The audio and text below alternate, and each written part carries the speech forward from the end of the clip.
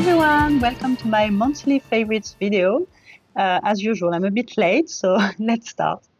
So last month, for the month of May, I think the weather was quite fine, so quite fine. You know, I live in the north, so quite fine can be just a little bit warm, sometimes chilly and a bit raining. So we had a little bit of everything as usual, I guess. So I will start, I think, with the green fragrances that I wore and leaning more and more to florals and solar fragrances because we had also some really nice weather and warmer days in May, which is not the case lately, but okay. So the first one that I've been wearing for the month of May, let's say that it's a flanker, another version of a fragrance that I already talked about lately. And this is number 19, but this time this is the EDP. So I already talked about, I guess, maybe it was my last month's favorite or the month before, I don't remember. I talked about number 19, but the poudre version.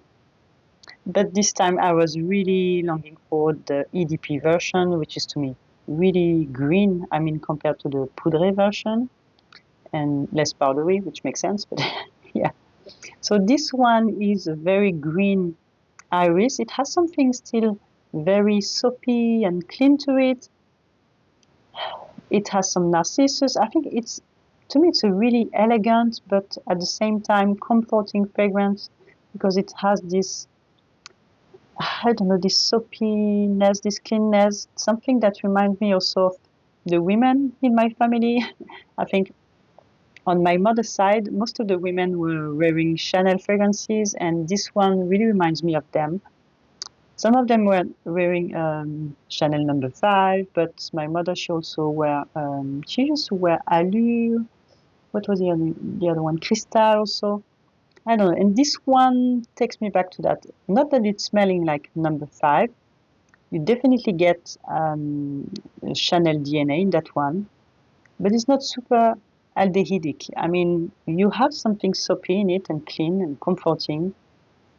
Maybe some musk, definitely green, iris, and narcissus. It's really beautiful. It took me a long time to appreciate number 19 and its different versions, but definitely one of my favorite one with the poudre version. My next one is a fragrance by Chloe, and this is Narcissus Poeticus. I don't know if I talked about this one before. I think last month it was the Ilang Ilang one that I wore. So for the month of May it was Narcissus Poeticus, and because this one is a Narcissus fragrance, of course, but it's not very green and sharp. I mean, when I think about Narcissus, I think about green fragrances, something a little bit mossy, or I don't know. Narcissus has a typical scent to me, and this one is completely different from the other Narcissus fragrance that I have, in the sense that it's not super green. It's mostly fresh and clean and citrusy. It's a very citrusy fragrance. I was wondering what was in it. I was thinking about orange blossom, but I think it may be neroli because it's quite bright and fresh and citrusy. So I was wondering if it doesn't have maybe bergamot, neroli. And I also have something powdery in it, like a bit almondy. So I was thinking about maybe heliotrope, but I think it's mimosa. There is something in it, in mimosa fragrances, that makes me think sometimes of almond, you know, like powdery almond, and maybe it's both, I don't know, but this is what I get from this one. And yeah, indeed, really nice one that I really enjoyed, really fresh and citrusy, and I think it could work also in warmer months. So for summer, this one could be nice too. My next one is a green fruity fragrance I already talked about because this is my favorite one from this line. And this is Trouble-Fête by Givenchy. If you can see it, I don't know. So this one is from their special private collection. I don't remember the name exactly, but I have several ones from this collection, and this is definitely the one that I enjoyed the most. So yeah, I mean, it's fresh, it's citrusy, it's green. It has fig leaves, maybe both because I have something green from it. maybe like the leaves of the fig, but I also have the fruit. It's very fruity. It's a bit, yeah, it has some sweetness, and it's fresh. It's elegant. It's easy to wear. It has something like French Parisian vibe to it. I don't know. It's hard to describe. Something like if you enjoy, what's this fragrance by Matière Première? Is it French? Something of Parisian musk. Yeah, I don't know. Somehow it makes me think of Parisian musk. So maybe if you enjoy that one, you would enjoy Trouble-Fête. But you know, it's like that. This casual, chic, easy to wear, nice, elegant, and feminine. This is what I think about when I'm smelling that one. And it's really an easy one, an easy grabber for me. So I really enjoyed that one. My next one is a classic for me because I've had this fragrance I've had it for a long time in my collection. And like the whole collection, I really enjoy this one. So this is Un Jardin sur le Nil by Hermès. So you know that I really enjoy Un Jardin sur le Toit, but Un Jardin sur le Nil is maybe my second favorite. Oh, they are both my favorites. I don't know. I like them maybe equally now, but I don't wear them in the same occasion. I mean, in the sense that to me, Un Jardin sur le Toit is more floral, and it's still fruity. It has apple and pear, and this one is maybe a bit more watery and exotic. You recognize this base and this Hermès DNA. It has something that reminds me somehow of Jour d'Hermès also. But yeah, it's super fruity, like exotic fruits. I don't know which ones exactly, honestly. It has something citrusy and fruity to it. Watery, clean, floral. Not really clean, I would say more, watery, aquatic maybe. A bit spicy, I think. Yeah, it has some spices to me, but yeah, I really enjoy that one. It smells like, I don't know, an exotic garden with the water running by, something like that. It's really unique also to me, but very beautiful. I'm saying it's unique, but I think there is a fragrance. Is it by Nicolai that makes me think of this one also? Yeah, I like what she creates too, but yeah, really enjoying this range, this line, Un Jardin, and this one was one that I enjoyed last month. Okay, so now we are leaning more and more into the floral fragrances. My next one is a fragrance by Maison Lancôme, and this is maybe one of the most recent ones that I have in my collection. I don't know, maybe that was the last one. Don't remember. But this one is Jasmin d'eau. Yeah, that's maybe the case because now they have this plaque on this side. They used to be on the smaller side, but okay. So Jasmin d'eau, yeah, this is one of these fragrances, sometimes I'm really enjoying it, sometimes I'm enjoying it less. To me, this one is changing depending on the weather, on my skin maybe, on my mood. I don't always have the same balance, in the notes.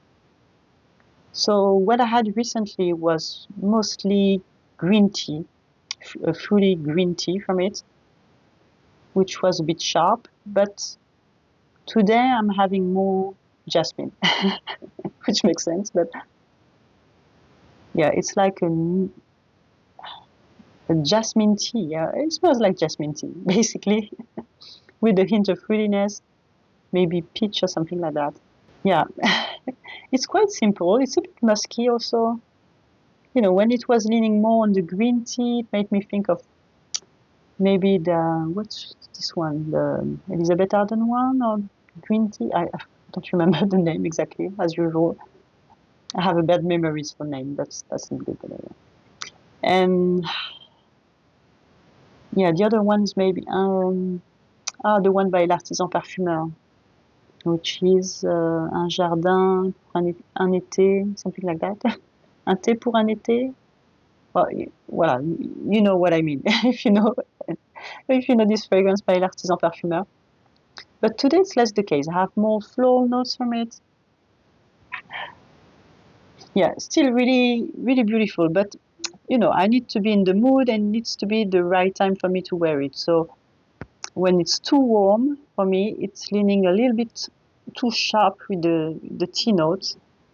I think, yeah, tea is a note that I really enjoy, but green tea for me can be a bit sharp if it's not cold enough. If it's too warm, the green tea is, yeah, getting too sharp and a bit pungent for me.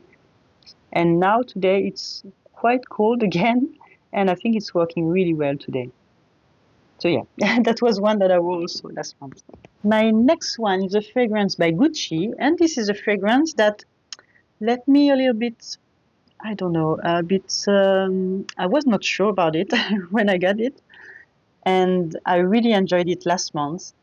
So this fragrance is Tears from the Moon. This was maybe a blind buy a few years ago when it was released, and yeah, I bought it because I had a really good price on it, because yeah, these bottles are really, really expensive, and now I think they are even more expensive, but okay. So yeah, this one, when I tried it a long time ago, it reminded me of shampoo somehow. I still have a little bit of this vibe, but now to me it's much more beautiful than I used to. Yeah, it used to be, or I used to smell it. I have something a bit fruity from it, maybe pear, something like that. I have something a bit green and fruity. I don't know, it makes me think of pear.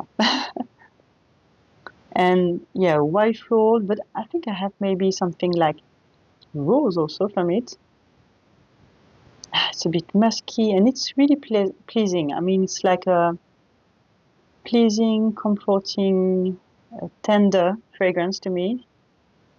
It smells like, yeah, when I smell this kind of fragrance, to me, I think like it smells like a mom. But yeah, you know what I mean. It's a tender, inoffensive fragrance, but still quite strong and smelling really good. Yeah, I think people would appreciate this fragrance around you and maybe ask you what you're wearing. It's not super original, but still it's really beautiful. It's well made, really pleasant and elegant and pretty. So yeah, I really enjoyed that one last month. Okay, so my next two fragrances are floral fragrances from Dior, and now that I'm watching them, I think that they may be discontinued. Unfortunately, because I think they're, yes, these two are part of my favorite florals from the private collection. So the first one is Grand Bal, and this one is a fragrance that I really enjoy to wear for special occasions, you know. So this is my special occasion fragrance. I use it sparingly then because I'm really enjoying it and it's really special to me. So this is one that I like to wear for Mother's Day, for my kids' birthdays. So, you know, for this occasion, and I really like to do that because I feel like I form, you know, specific memories also associated to this fragrance. This one, to me, I was surprised last time I wore it, so last month, and I used to smell a lot of jasmine from it. To me, it was definitely just almost a jasmine soliflor, but yes, I can smell it a little bit now too, but last month I had a lot of ylang-ylang coming from it, and something fruity also, like, yeah, something very fruity, peachy, like a peachy jasmine with ylang-ylang. But I had tons of ylang-ylang, like half. Yeah, I mean, as jasmine as ylang-ylang. I mean, which was not the case before. I was quite surprised. But yeah, this one is really beautiful, a very elegant fragrance. It smells really, really good. I mean, you have a great sillage with that one, great projection. It smells elegant, maybe not really vintage, but not dated either, but it doesn't smell really young or modern, but not old either. Just yeah, a fragrance that has no age or no, you know, good fragrances are like that. You can't say that it's vintage, you can't say that it's modern. It's just a classic for me. Voilà. It smells like a great classic fragrance. So my next one is New Look in 1947, quite different. Yeah, this one has really a kick in the opening with this pink pepper, which is something that I really enjoy in floral fragrances, usually quite associated with rose fragrances, but here, yeah, I have mostly ylang ylang from this one. It's really solar, beautiful solar fragrance. but I have still many other floors from it, so it's mainly ylang ylang to me, but maybe a bit of jasmine, a bit of rose, a bit of other, yeah,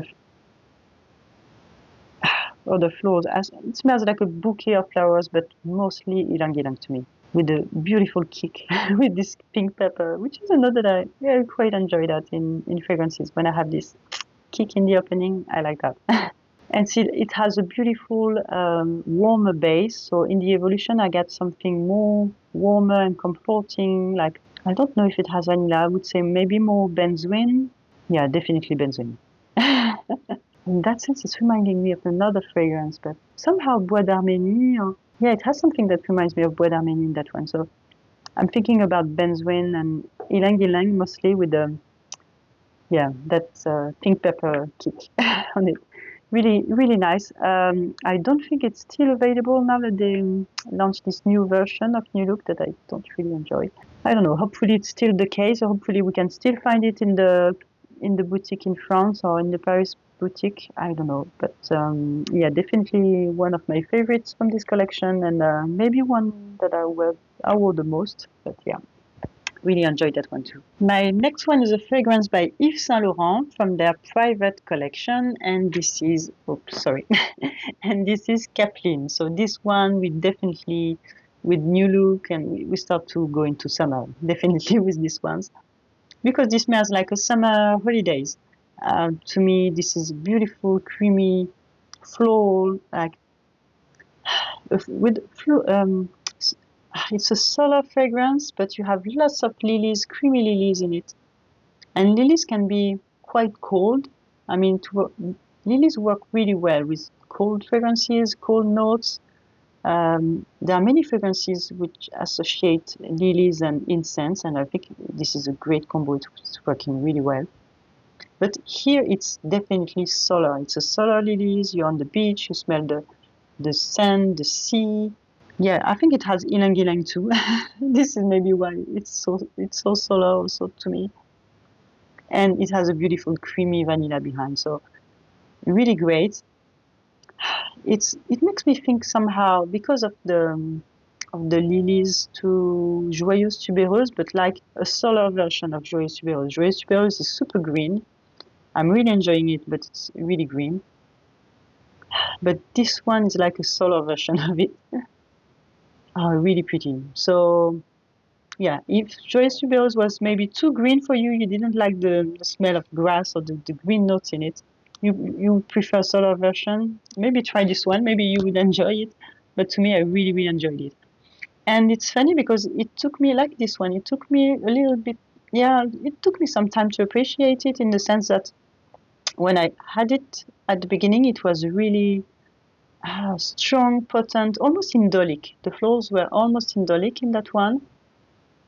And now it's more solar, a bit, maybe a bit fresher, I don't know, but so beautiful. Creamy floors with vanilla. It's always working. Great combo. Talking about vanilla, I have a vanilla fragrance this month, and this is Couleur vanille by l'Artisan Parfumeur. Okay, let me make some space if I can, because I have too many bottles. So this one is vanilla on the beach. I mean, they could have called it like that. Yeah, definitely smells like vanilla suntan lotion on the beach. Like, because I have something that smells like sand to me, so I guess it has immortal, because usually immortal is a note that makes me think of sand. I love the vanilla.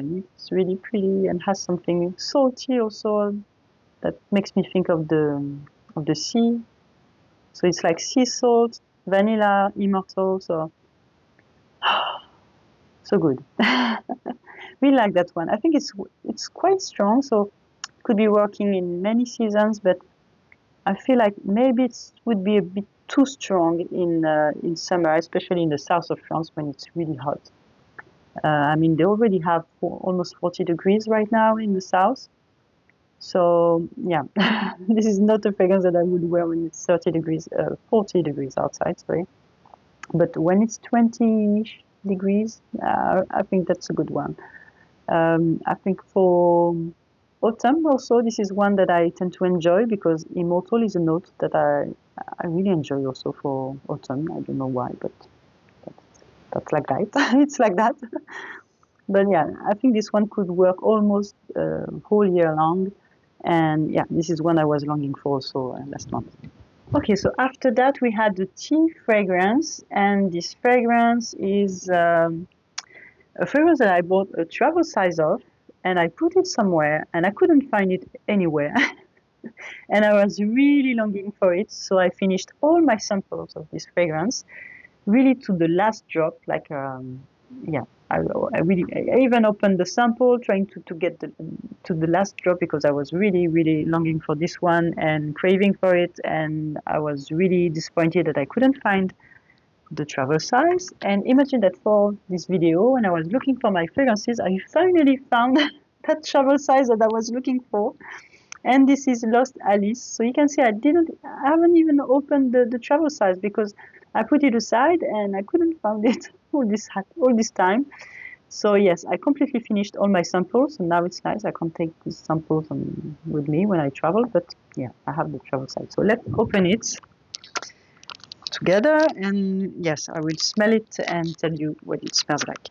Oh, and it's really pretty also. It has this little drawing of a bottle. It's telling, smell me. Okay. So this one is a fragrance also that was like a chameleon to me. It was always smelling different every time I was wearing it, in a sense that once it was very, but very, very peppery. I mean, so peppery that I was sneezing and I couldn't stand it almost. But I really like pepper in fragrances. I like pink pepper, and this one it's more about black pepper. And black pepper, yeah, could be a bit more bothering if it's too much, but okay.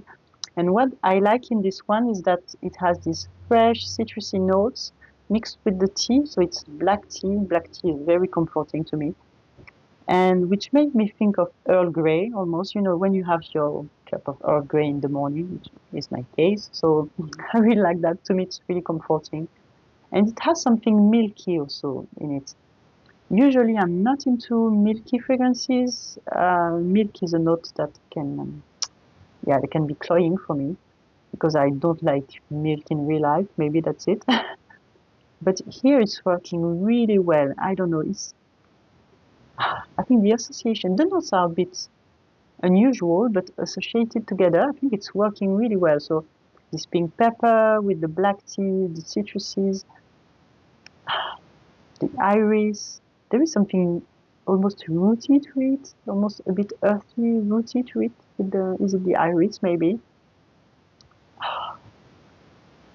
Really beautiful. I'm really enjoying that one. And I think this is the one that I like the most in this collection, in this Masque Milano collection. So yeah, I'm happy I found my travel size and I can take it with me on holidays. But yeah, maybe not for summer, but before I plan to go a few days on holidays. I'll go camping, so I don't know. Maybe I'll take it with me to get rid of the, surrounding camping smell, let's say. I don't know yet what I will be taking. I'm going to a music festival, so maybe I will be more thinking about which concert I'm going to than the fragrance that I'm wearing. Maybe I won't take anything, or maybe a few samples. I don't know yet, but okay. Okay, so now let's talk about my discoveries of the month. I tried many fragrances last month. The first ones that I really wanted to try were these new ones by Atelier Dior. First of all, these bottles, they're really, really beautiful. I mean, they know how to make you want to buy these fragrances just for the bottles, but okay. So I prefer to smell them first, and I went to Soleil d'Or in Lille. So I don't know if you know my city. So Lille is in the north of France, and you have this beautiful little boutique close to the Grand Place. And this is like almost, I think this is like a historical boutique because you have their logo. So this is a sun, basically, on the building, on the one of the main building close to the Grand Place. So So voilà, if you go to Lille one day, visit their boutique. They are really nice. They have a very small boutique, but many brands, and yeah. So I tried their two new fragrances. So from Atelier des Ors, which was Blue Madeleine, I guess. Yes, Blue Madeleine, and the other one, the pink one. As usual, I don't remember the name, but okay, I will put the bottle on the screen.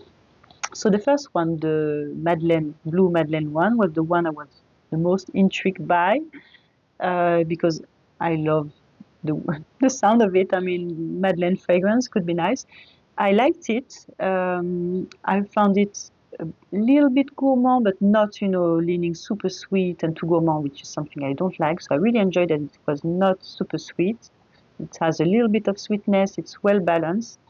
But the thing is that I found it really light. So I think it has something like tea and something that reminded me of maybe cookies with tea, something like that. This is an idea that I really enjoyed. I liked the concept of it, but the smell of it was nice, but maybe not enough for me. And also, I sprayed it on my wrist, and the longevity was really, really poor on my skin. I have very dry skin, and I think it lasted maybe 1 hour or something like that. I sprayed it, and when I came back home 1 hour, 2 hours later maximum, it was gone. So well, that's a pity because I really enjoyed the let's say, yeah, the concept of it and the bottle, but no, I think I will pass on that one. And the pink one was really nice. I didn't expect anything from it because to me it was okay, another rose fragrance. So I think that one maybe has pink pepper too. I like this kick in the fragrance. So this was a rose with a kick.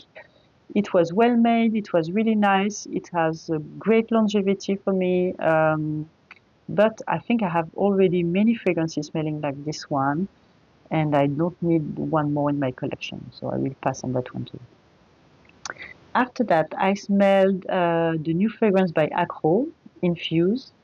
And this is also a tea fragrance, but much more different. I mean, it was quite sharp and a bit raw, not sweet at all. I really enjoyed that. So this is one I'm a bit, yeah, I was intrigued and I think I would like to smell it once more. Maybe get a sample of it to try it on my skin and play with it a little bit. After that, I discovered a fragrance by, I think the brand is Bohoboco, something like that. I heard of it on YouTube, I guess, but I never had the occasion to smell any of their fragrances. And I tried Magic Mushroom, which I think is one of their latest fragrance. And I really enjoyed it. I was surprised. It's quite unusual. It's a sweet, strong, maybe fragrance, maybe with something earthy, patchouli, maybe something like cannabis, something green. And I really enjoyed it. I think it was quite unusual. It was uh, quite strong, but still there was something addictive to it. I found it really addictive. I don't know. I really liked it. I was surprised. This was definitely not the type of fragrance I was thinking I could like, or maybe I was going to try, but she presented that one to me and I really enjoyed it. So yeah, that was a good discovery. After that, I tried the new Parfum de Marly fragrance. Also, maybe Parfum de Marly and me, that's not a love story. I mean, I'm not fond of their fragrances usually, and I still give it a try. And yeah, that was made for me. That was nice. Okay, that was I will put the bottle on the screen again because I don't remember their name. That was this orange, brownish orange bottle, and basically it was their vetiver fragrance. To me, it smelled like vetiver grapefruit fragrance, but you have so many on the market for a cheaper price, which are already really good. So, I mean, just thinking about Terre d'Hermès in these different versions, I'm sure you can find one version of Terre d'Hermès which is quite close to that one. And Terre d'Hermès to me is still really good. It's a classic and it's cheaper. So yeah, for me that's a pass. I would say if you're interested by this fragrance, go check Terre d'Hermès. Okay, and lastly, I received a sample by Dusita with their new fragrance, which is Pelagos.